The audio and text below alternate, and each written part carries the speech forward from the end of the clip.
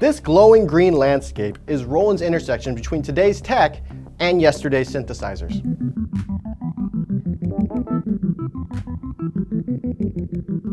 Now, Roland's Aura line has been key in the sort of rise of nostalgic synths and drum machines hitting the market.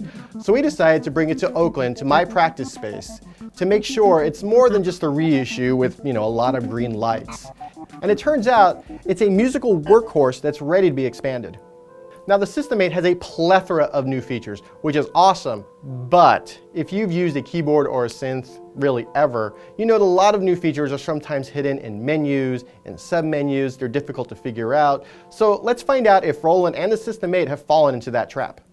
Fortunately, all the sliders and knobs and glowing red numbers on the top of the keyboard actually do all the major stuff you want. And really, the System-8 does so many things. For example, it has 3 oscillators, each with its own controls. And each of those whirling sound waves has its own level, so you can bring in oscillator 2 while turning down oscillator 3. That alone is enough to take your live renditions of songs to the next level. One of the key features Roland touted with this new synth is the step sequencer. Now, you might recognize this layout from the TR-8 drum machine. If you've ever used a step sequencer on anything other than a drum machine, you know they can be confounding. Fortunately, Roland has put everything on top of the keyboard, so you just hit a few buttons and you'll start playing your song.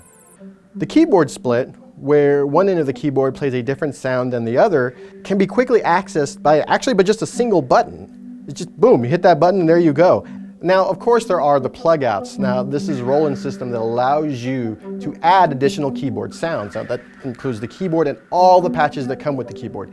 Now, the System-8 ships with the System-8 sound, of course, and the Jupiter 8, but it'll also come with the Juno 106 in 2017.